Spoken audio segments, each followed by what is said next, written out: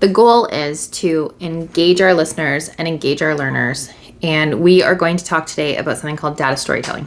Data refers to facts and statistics, and we want to share that information, I would call it content, with people in a way that they can understand it. One thing that we all know is that attention spans are shorter, and what engages someone is not necessarily the same as it has been in the past.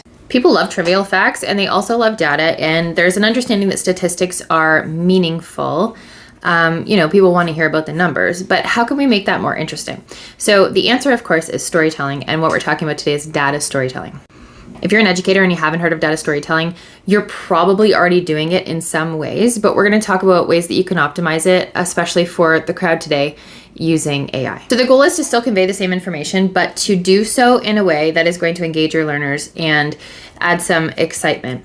Now, if you know anything about storytelling as a teaching tool or as a learning method, you know that something that's been narrated allows the listener or the reader to go on the journey with the author and follow along so that they build an understanding by really an experience. So data storytelling allows a listener or a reader to experience the information in a way that allows them to not only better understand it, but to retain it. So let's talk a bit more about what data storytelling is and how you can use it right now. So the key is to use your data to weave an intriguing story that keeps your listener along for the entire journey.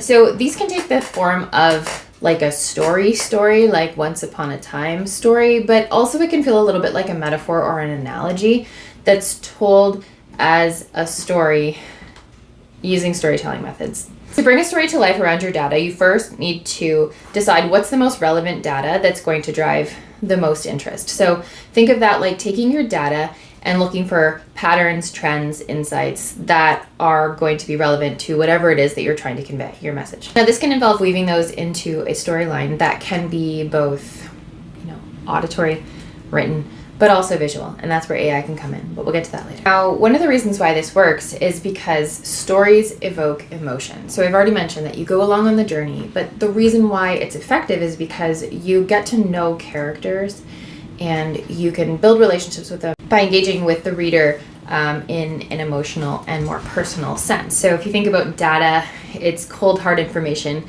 And if you've ever read a chart, and we teach this skill explicitly, it's the information is there, but understanding the application of the information or the implications of the data, or even reading the data itself, can be difficult and confusing. Purpose, of course, would be to persuade someone. So if you're trying to teach someone something, you're trying to help them learn it.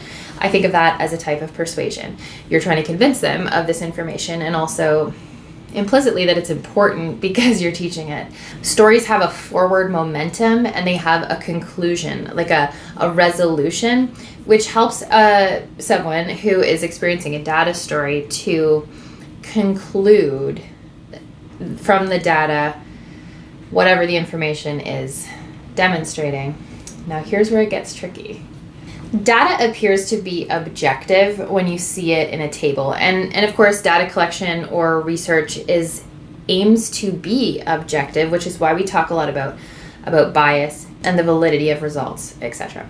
So we have to keep in mind that when we're telling a data story, we are narrating that data to a purpose. If you're intrigued, follow for more, because I'm going to be exploring how educators can specifically implement data storytelling in their teaching, and also the tools that can make that possible. And along the way, we'll definitely need to talk about the pitfalls, and by extension, the teaching tools that this can become for students. Because if you don't think your students have heard of ChatGPT, you are wrong.